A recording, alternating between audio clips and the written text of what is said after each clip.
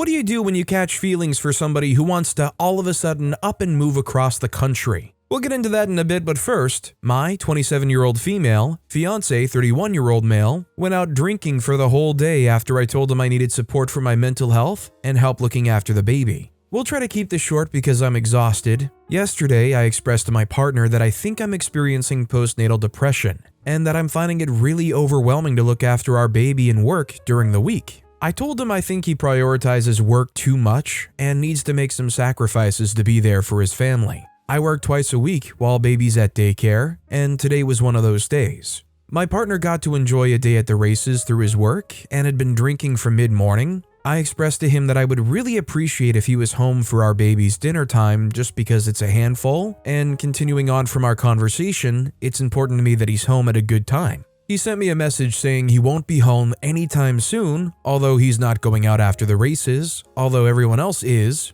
I told him I was pretty upset to hear that, and he returned home just as the baby was going to sleep. I got pretty angry and upset because he couldn't understand what was wrong and told me I'm overreacting. Unfortunately, this example and a few recently, not doing a fair amount of housework and I feel like his mother, is making me second guess the wedding.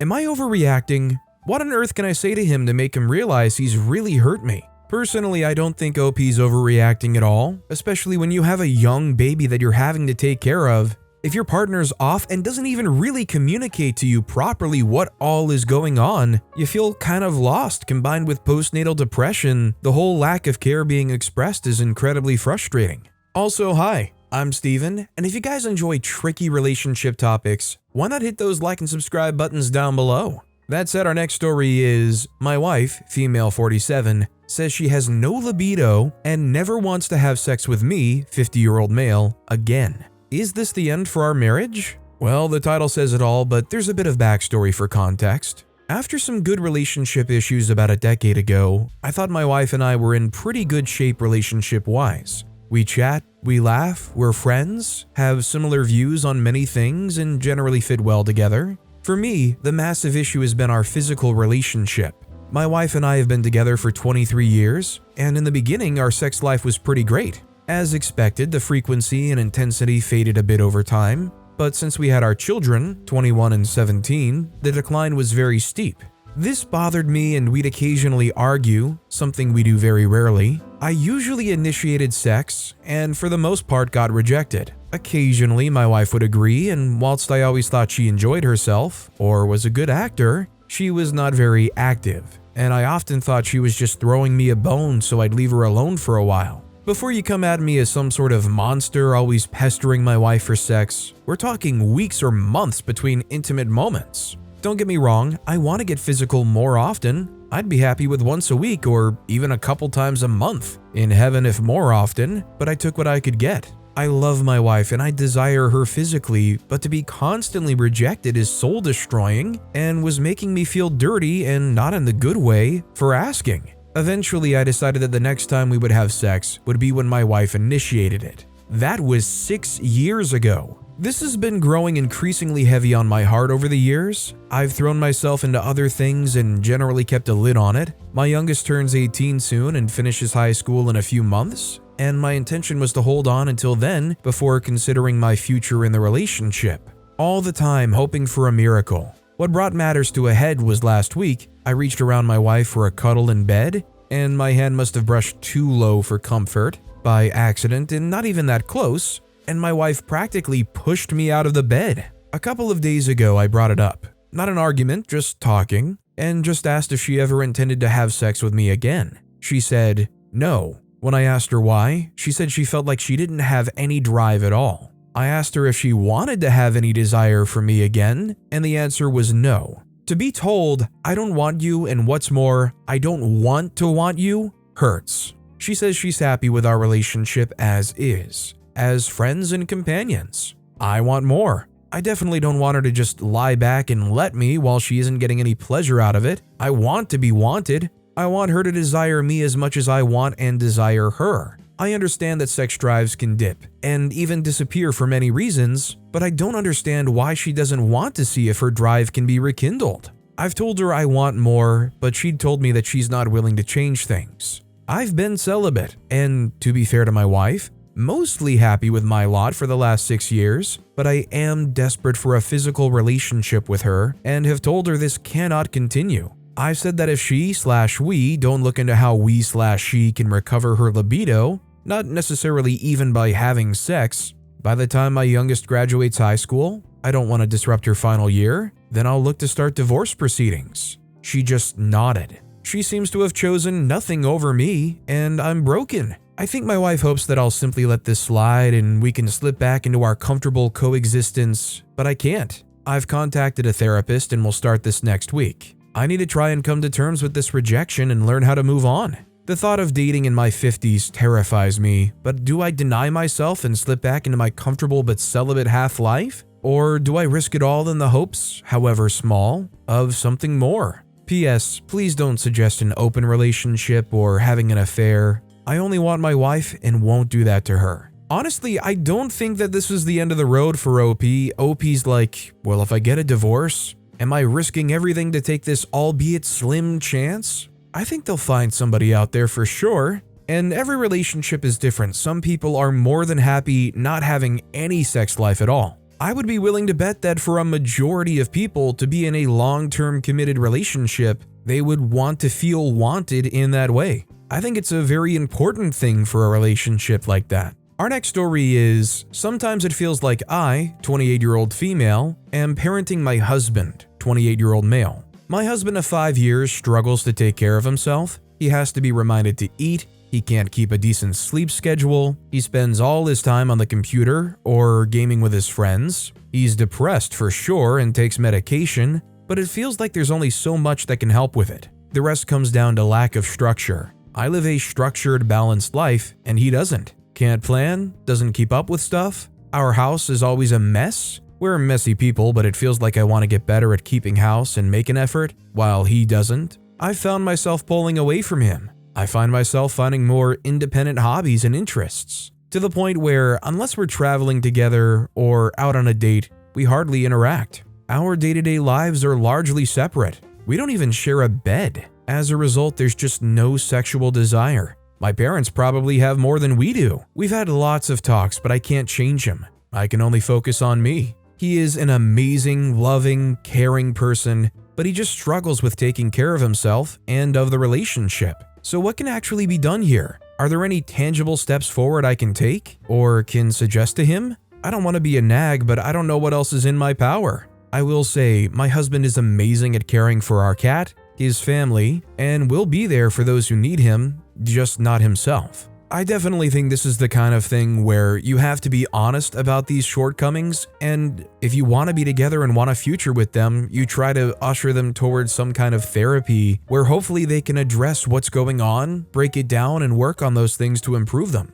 Feeling like you're one step away from always having to put a bib on them yourself, you're probably not going to be too thrilled. In the end though, to have any real, true change, he has to want that change. Our next story is, boyfriend accused me of cheating with our neighbor. My boyfriend, 33-year-old male, and I, 26-year-old female, have been together for about 3 years and recently moved in together. I work part-time and go to school part-time to get a better job. I'm taking a really difficult class. It's a lot of information and takes a lot of work. The guy I'm talking about is our neighbor. I didn't know him before, we just got to know each other by running into each other and making small talk. He's a good dude and he's in the same field as me. He's been helping me out with my class. He has a lot of tips and encouragement and has tutored me some. Because of this, we text sometimes and I've went to his apartment several times. I didn't think this would be a big deal or an issue for my boyfriend. I figured he wouldn't love it, but he knows how difficult these classes have been for me and would understand. He comes home at about the same time every day. So when he got home, he texted me asking where I was. I told him that I was at the neighbor's and I would get back in 10. I admittedly stayed longer. He eventually came to get me and was visibly ticked. He freaked out on me when we got home and pretty much accused me of cheating on him. He asked me why it took him so long to get to the door. It took like 30 seconds. I told him I didn't freaking know, it's not my apartment, but probably because he didn't know who it was. I told him I would stop contact with him, but I was really mad about the cheating accusations. I just don't understand cheating accusations with no evidence. I would never do that. I think because I just have a small circle and I'm usually not that social that it worried him. We had several fights over the next few days and we're both still kind of upset with each other, but have pretty much rug swept it.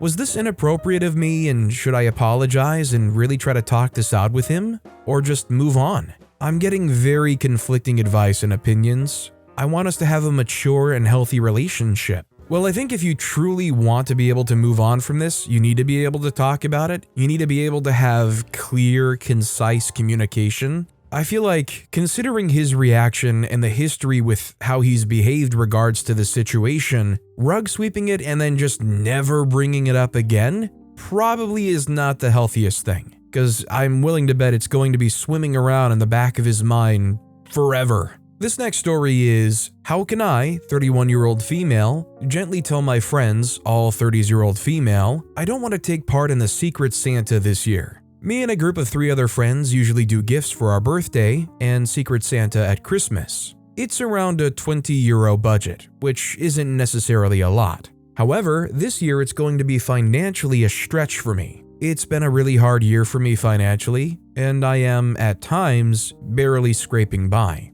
My decision may also be hindered by the gifts from last year. The others got things like a handmade book box, a fancy shower gel/fragrance set, not like a Nivea one, a high-end brand, and I got a chocolate advent calendar. It just felt a little last minute and uninventive. For those 2 reasons, I don't want to take part this year. Is there any way to kindly say this to them? Honestly, if you go to them and say, to be honest, financially, it's just going to be tough for me to do that. You could even get a little flowery with it and say, you know, I love you guys, I love participating, but it's just too much of a stretch for me right now. Things are just too tight. But I don't want to ruin it for you guys. I mean, I guess it's probably an issue if it's 3 other friends, because all of a sudden, how do you do a Secret Santa with 3 people? But if they're going to make an issue of it because you literally can't afford it, they're not good friends. This next story is, my 29-year-old male girlfriend, 31-year-old female, has a list of fundamental ideas we have to agree on, but she won't tell me what they are. I've been with my current girlfriend for 2 years, and while for the most part it has been really nice, for reference, I'm her first serious relationship, she's my 3rd, she is very politically active, and openly so.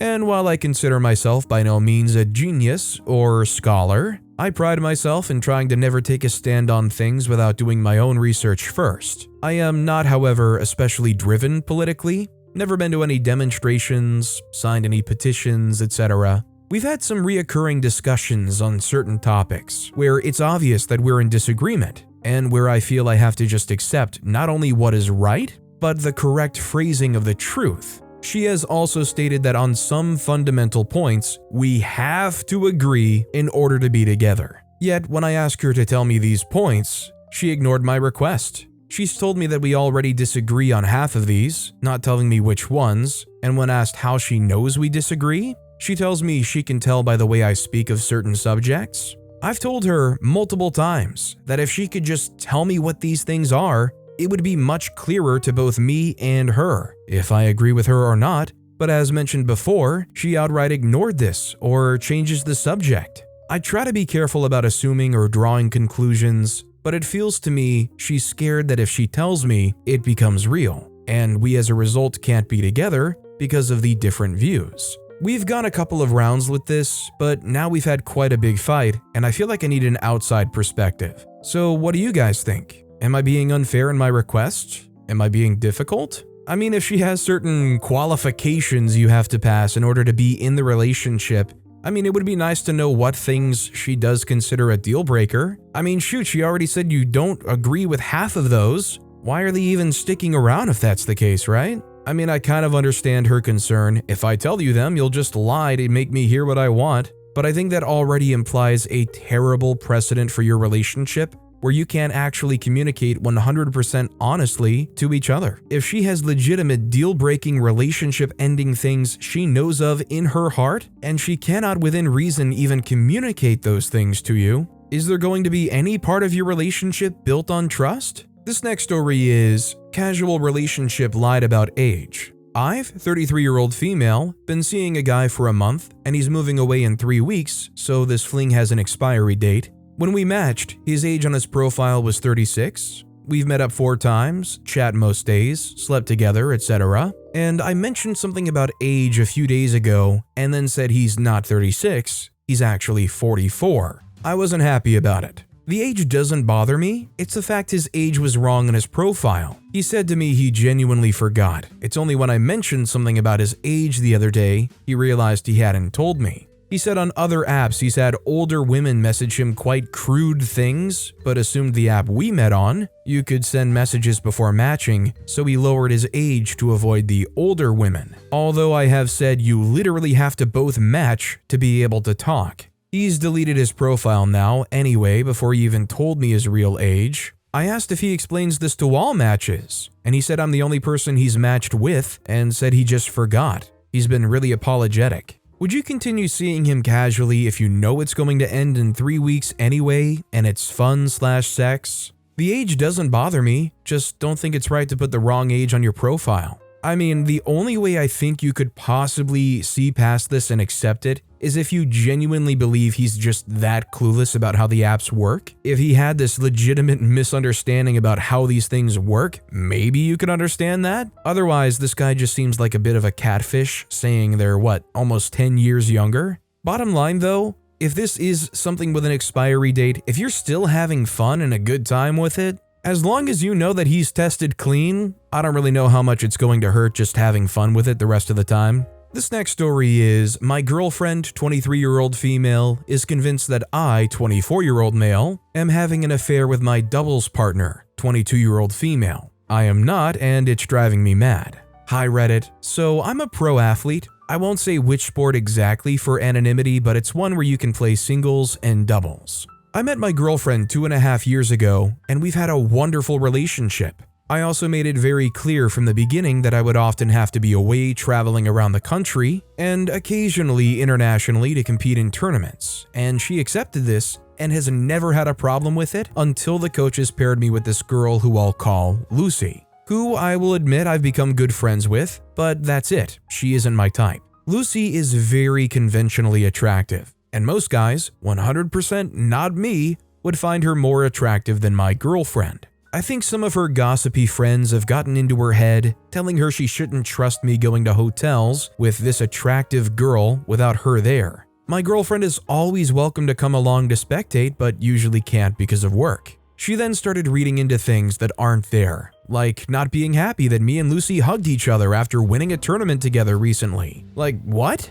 And apparently looking too close on the team's social media, even though those pictures are designed to make the team look tight-knit. She's asking all sorts of unreasonable things, like asking me to stay in a separate hotel to Lucy. The coaches book the hotels, and the whole team stays in the same one. It would look so strange if I asked not to be with them. My girlfriend was not happy with this explanation. She's now demanding that I asked for a different doubles partner, which I refused to do, firstly because doing so to me would be like admitting there's something going on when there isn't, and secondly, I'm not messing with my chances of success and winning titles because she can't get over her insecurities. During a recent conversation, I admitted to my girlfriend that soon in the run up to the Olympics, I will probably be spending more time training with Lucy than ever before. And she absolutely blew up saying she loves me but can't deny what's going on right in front of her eyes and she can't do this anymore. I screamed, "There is nothing going on!"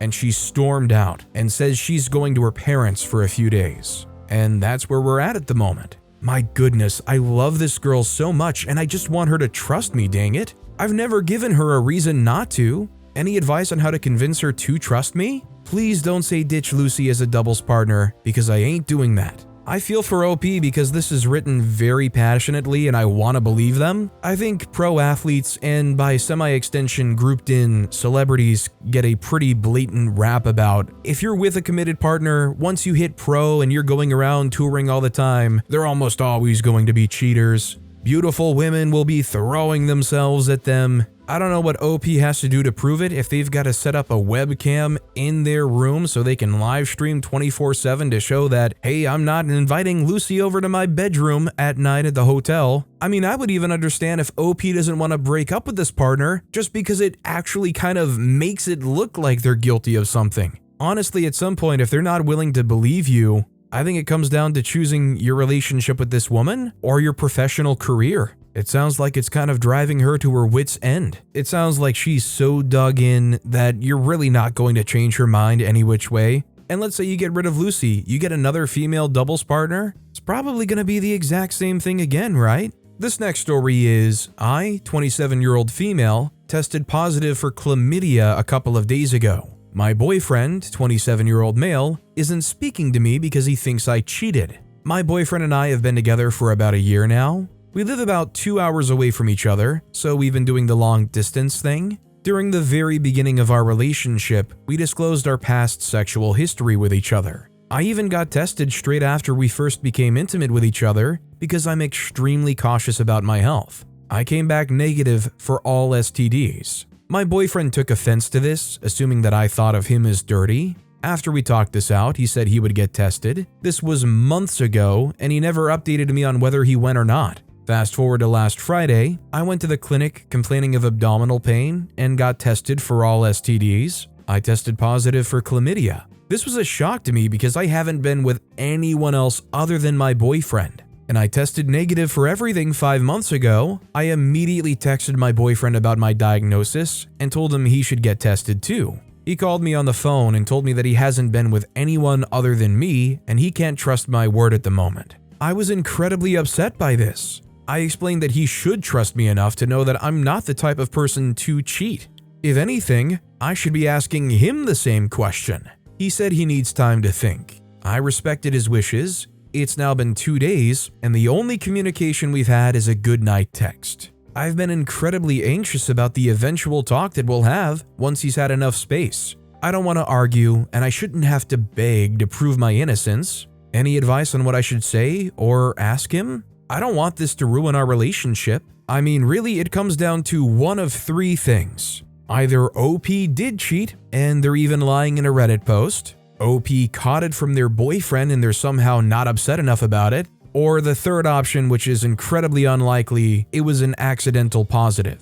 If OP knew they were clean 5 months ago, the boyfriend didn't get tested at all, I don't know if they're ever going to actually come back and have this talk. They might just be running off into the sunset right now. If the case is that the boyfriend was the one that gave her the chlamydia, is OP really going to play into his I'm the victim spiel going on? Our next story is, am I, 28-year-old male, being weird for not wanting to be in my girlfriend's, 25-year-old female, YouTube video? My girlfriend and I have been together for 6 months. She has a YouTube channel on which she does challenges, including couples challenges that involve me. One of the challenges that she was requested to do is a tickle challenge, and part of it includes a tickle feet challenge. It's when we tickle each other's feet and whoever lasts longer without laughing wins. She told me about the challenges, including this one when we were driving over to her apartment. She was wearing sneakers with socks, while I was wearing sandals without socks. I asked her if she'll remove her socks to make the challenge fair, since I'll have bare feet and not have socks with me. She said no because it's just for fun.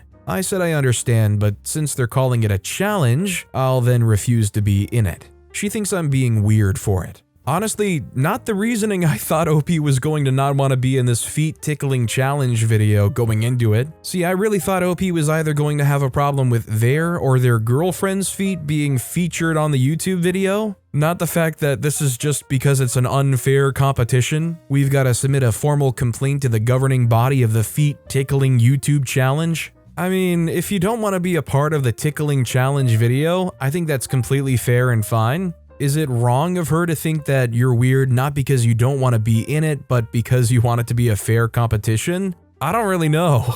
This next story is, my roommate, 32-year-old female, wants to move across the country together and I'm, 26-year-old male, not sure what to do after catching feelings. For some context, my roommate, 32-year-old female, and I, 26-year-old male, have been renting a house in LA together for a year and a half now. We both feel completely ourselves around each other, like how it feels when living in a healthy family environment, which we both experienced growing up. We're also co-workers but in different departments, so we seldom see each other at work. We spend most of our free time on the weekdays together watching shows, getting food, working out, or just sitting on the couch and talking. On the weekends, she usually sees her boyfriend and I hang out with my friends or work on my hobbies. I'm also friends with her friends, so most of the time when she sees them, I'm there too. Me and her boyfriend are cool, so I sometimes tag along with them as well. One could say we're like two peas in a pod. I'd also like to note that it's been purely platonic the whole time we've known each other. The most physical contact we've had is hugging, which happens maybe 4 to 5 times a year. She's even joked that she wishes I were older than her. She only dates guys older than her, and regularly calls me her BFF. Now to the situation at hand. These past few months, there were many changes to the upper management of our company. We both believe these changes have negatively affected our roles within the company, which became apparent during a 3-hour venting session a few weeks ago. It felt good to vent about work and these changes, but I'm still passionate about the company, and there's many other friends and acquaintances I've made that would make it hard to leave. A couple days ago, my roommate told me she had talked to a recruiter from an industry-adjacent company located in New York City. The recruiter said she's the most fit candidate for the job he's talked to thus far, and she has an interview scheduled for this week. Afterwards, she started looking at places in New York City, and to nobody's surprise, they were just as or more expensive than our place in LA. She then came up with the idea of me moving out there with her. Her points were that I've been upset with the company recently, it would be hard for her to live on her own over there, even with a raise from the new company, and that I've always wanted to live in New York City. I've talked about it with her a lot before. I told her I'd have to think about it since it would be a huge decision. To be completely honest, I do really want to live in New York City, and this may be one of the only opportunities I can, since our current company doesn't have offices near there. Living with her is also extremely easy and comfortable, so it would be an easy transition, and we'd both be in a city we enjoy more. Both grew up on the East Coast. However, I'm hesitant because I've recently developed feelings for her. After being friends for the past couple of years, I've truly begun to love her for who she is. I love her company, and love how we can speak our minds freely together with no judgment. It's always been platonic between us, and for all intents and purposes, we are best friends. Although, I do think of her as one of the most beautiful people on the planet. While she's been in and out of a couple relationships since we became friends, I've been single the whole time. I actually put the word boyfriend in quotes at the beginning of the post because she's been seeing a guy for a year now, and the past couple of months they've been off and on, and she's been vocal about it to me. Also, last weekend we were drunk, and she told me she loves me. She didn't specify, but I assume as a friend. She's very grateful I'm in her life, and that she considers me on the same level as her childhood best friend. Through all this, I've developed a crush and romantic feelings, and it feels like some sexual tension could be building between us, or I'm just way off base. The reason I'm posting this is because I told some friends about the situation, and they think she's just using me to have an easier living situation. They asked me if we were dating, if I'd still move, and my answer was that I would do it no hesitation. Then they reminded me that we aren't together, and I shouldn't be completely changing the trajectory of my career for a girl that I'm not even dating. Honestly, I see their point. But living in New York City has been a dream of mine since I was a child, and the thought of actually doing it is very intriguing. We both make a great team together, and we'd be making enough to live comfortably. So it all comes down to if I'm willing to work for another company and restart my service clock, so to speak. I have no family in LA, and the friends I do have here I could still visit. The biggest thing I think I'm afraid of is getting my heart broken by thinking that we could be together if we moved to New York City. If she were to meet a man in New York City and I don't end up meeting a girl out there, I'm sure it would be difficult to continue living together and difficult for me to live on my own. If I were to stay with our current company, I could still sustain myself in LA, albeit frugally, and would be open to transferring to a cheaper city if I needed to. With all that being said, I basically have a week to decide, and I'm not sure what I should tell her. Alright, Jim Halpert, don't make us wait 3 more seasons and shoot your shot already. Worst case scenario, they go to New York City, and honestly, your friendship probably sunsets. Best case scenario, the person you've kind of fallen in love with that you know so dearly for years maybe gets into a relationship with you. I mean, if you're at the point where you're hanging out together, where you're both severely drunk having these heartfelt conversations, if you guys click so well, I say why not shoot your shot? Life's too short, right? And I certainly hope that if OP does, they give us an update on what happened. Actually, I just scanned back over it once more and I realized OP clarified that they have a, in quotes, BF. I don't know what OP's really implying by that, but unless they're like, sure, this relationship is ending pending their move to New York City or something, I mean, maybe you can be forthcoming about your feelings, but kind of inappropriate to dream of this big swing where you move off together if they're still going to be in a committed relationship. But with that being said, that's all the time we have for today. Now, if you want to hear another crazy relationship topic, check out that video on the left. Or if you missed my latest video, check out that video on the right. That said, I'll see you all next time with some more stories.